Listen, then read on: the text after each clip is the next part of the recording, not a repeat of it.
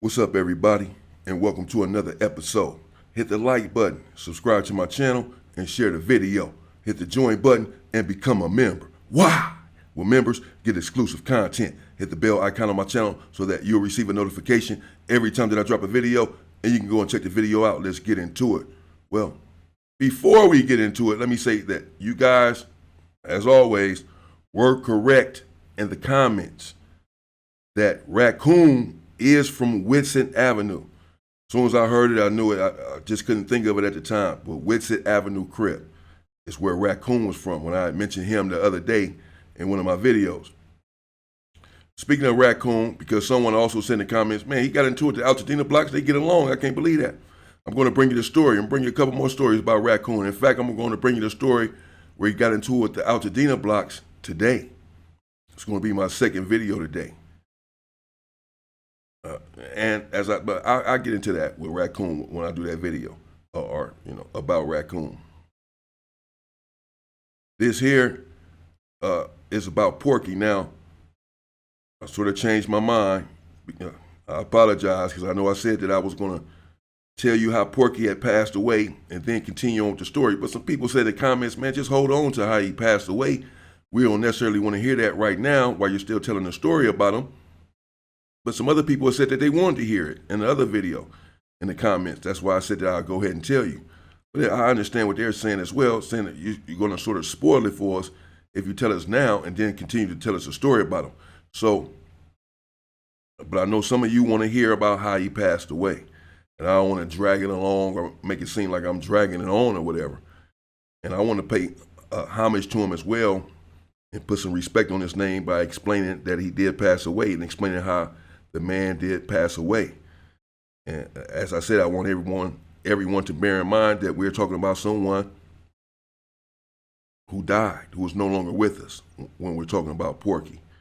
And so I'm just thinking maybe I'll just tell a couple more stories about his fights. I have a lot more to dive into about Porky, even some stuff about him on the street or whatever. I don't know how far I would want to go with his life anyway, but I have some more about him and about his life and about his situations in the county jail.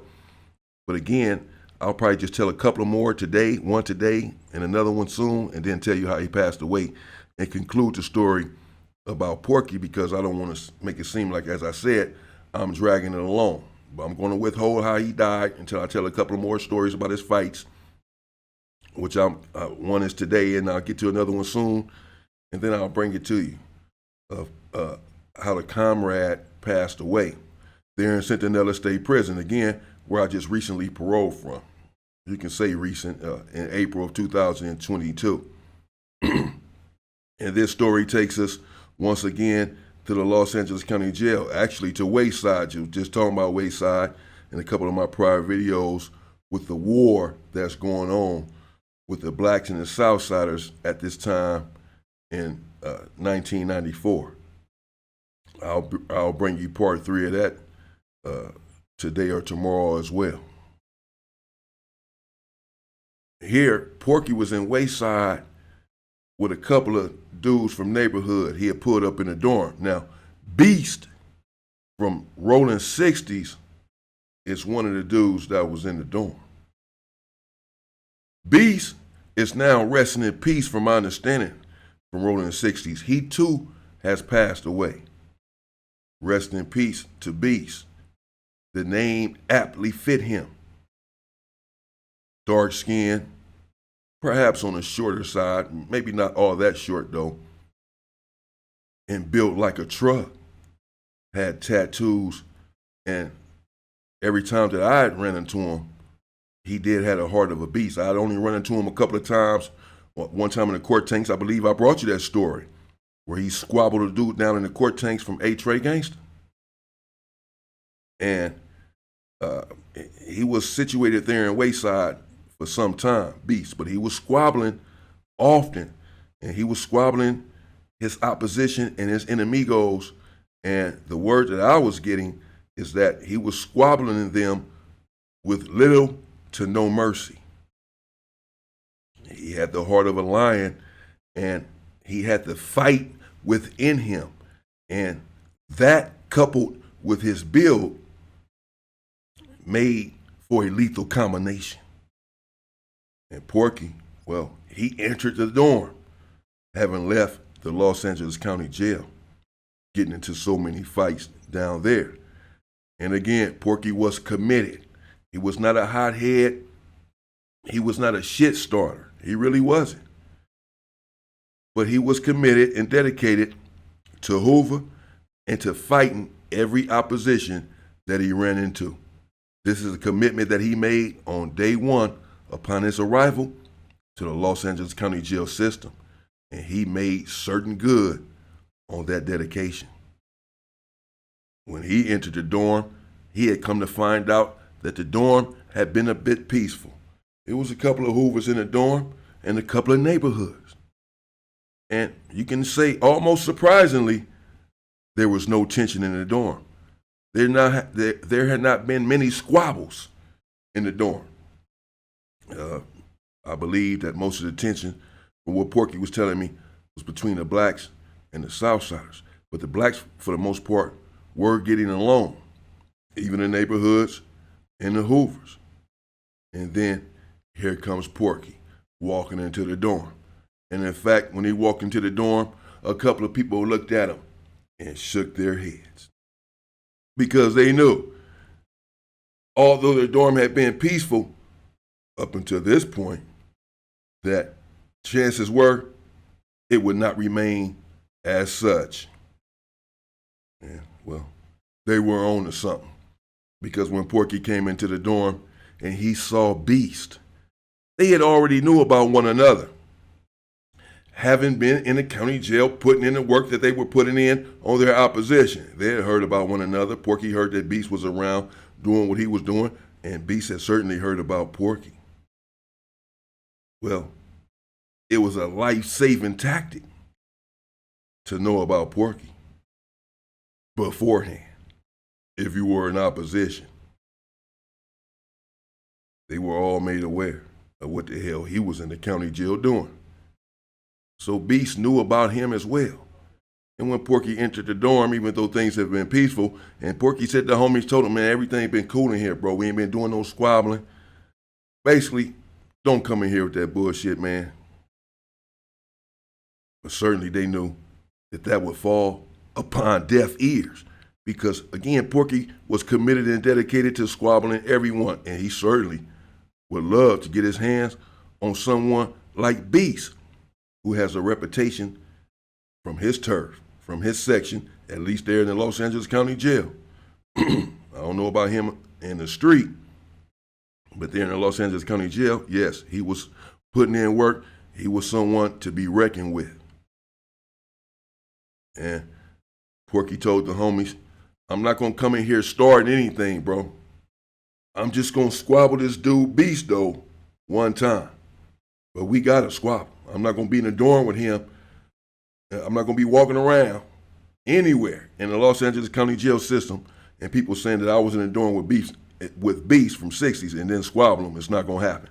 I'm squabbling every enemigo. He's included. Big, tall, short, skinny. I'm squabbling everyone. They basically just shook their heads in defeat, knowing it was worthless to continue to try to fight or argue with Porky about this situation. His mind was made up. There was no changing it. He was going to squabble Beast. So he went down there to Beast bump. Beast was expecting him and told him, bro, let's get that in. Just like that, they already know what's up. Bro, what's up? Let's get that in. I'm Porky from who? All right, bro, I'm Beast from 60. All right, bet. Let's squabble up. Bet. He said Beast didn't hesitate. Told him, bet, it's mandatory we gonna squabble. That's what Beast told him. It's mandatory we gonna squabble. He was already waiting, even though he knew who Porky was. That's what I'm saying. Everybody, not everyone was afraid of him. Just most people were. But if you had heart and you was somebody, then that's just what it was. Beast was apparently that guy. He wasn't going to back down, and he wasn't a small dude. Porky wasn't much bigger than him. People would ask me if I had pictures of Porky. I had pictures of Porky and Tiny Goofy in my messenger. I went back to look for it the other day so that I can put it on a thumbnail or during one of the videos when I'm talking about Porky or Tiny Goofy, and the pictures had disappeared. I don't know why I didn't save them, but I'll get some more pictures of them. I get some pictures of Porky and Tiny Goofy and see if I can throw one on a thumbnail for y'all, so y'all can get an accurate picture of who they are. But Porky, again, he's a tall, big, huffy dude. But Beast is more muscular and ripped up and energetic and fast, and strong. And so after dinner, they met up over there by the stairs where people normally go to let off their aggression. And without further ado, they squabbled up in front of the whole dorm. The homies was down there sitting on the table watching, making sure everything went according to plan. The neighborhoods were down there watching, making sure everything went according to plan. And they squabbled up. But Beast, well, he hit Porky with a little combination. And Porky admitted to me that he had dazed him. He said that the boy Beast was hitting hard. And though Porky was dazed, of course he continued to fight. He continued to squabble. That's just him. He's never going to stop or give up. You're going to have to put that man down, basically, for real. But when the fight was over, Porky said he went back to his bunk, and the homies that came up there, and Porky said that his jaw was hurting. He was holding his jaw, and that he knew he had got dazed. And that basically he knew he didn't win that fight in front of the whole dorm. And so he was sitting on his bunk, and he was brooding, upset, not happy over the outcome of the squabble with a reputable dude from 60s. So Porky said he told the homies, bro, me and old boy, we got to run that back.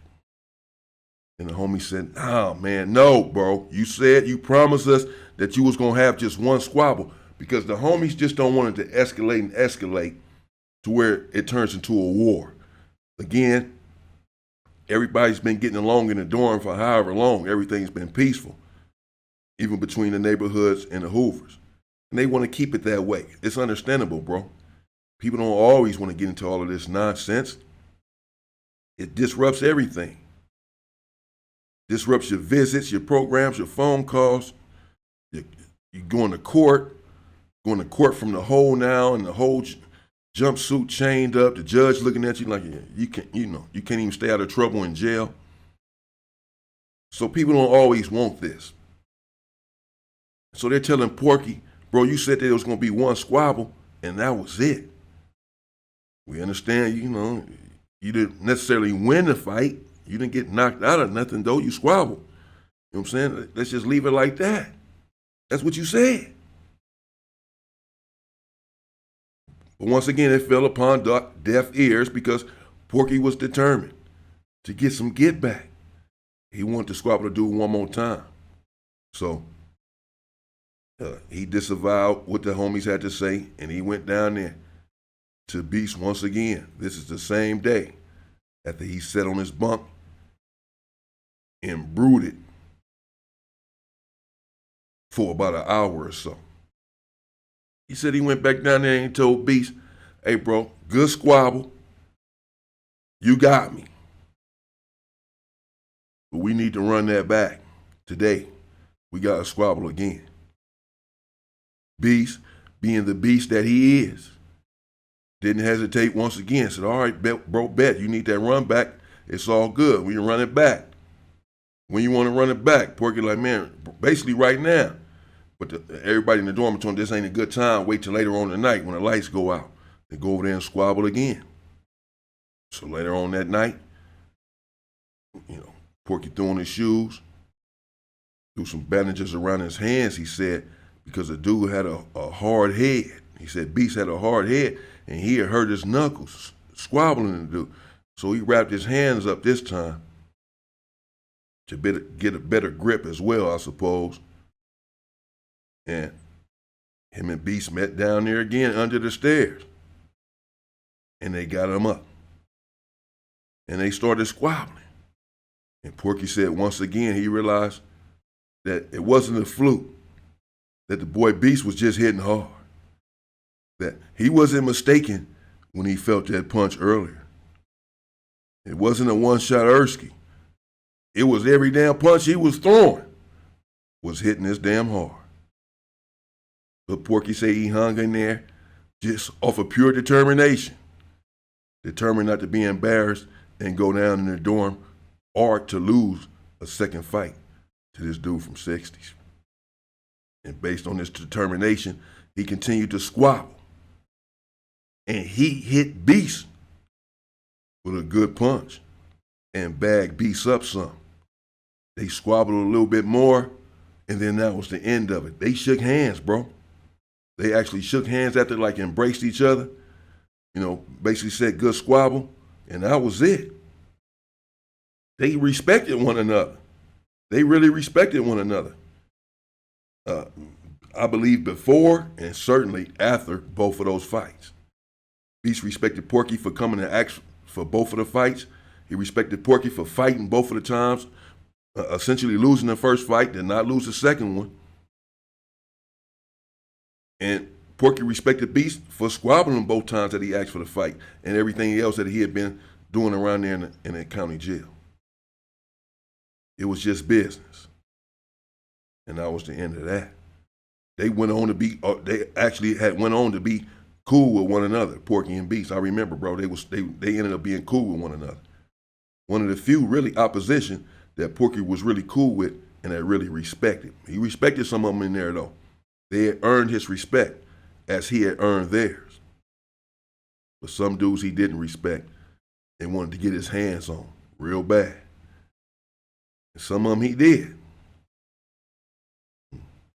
In fact, well, he squabbled with a dude from DL down there in the county jail on the 2000 floor. And that squabble, it did get out of hand. No one could stop Porky once he had got started. It's crazy. And I'll bring you that story. Again, I'm also going to get into Sonia Massey, the black woman brutally unalived by the white supremacist cop. But I want y'all to watch the video. Pay attention. And coming up, again, I'm going to bring you the story about Raccoon from Whitsett Avenue Crip.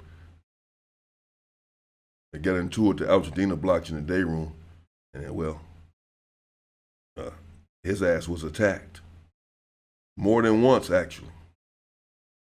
It's true. In the meantime, stay free, people.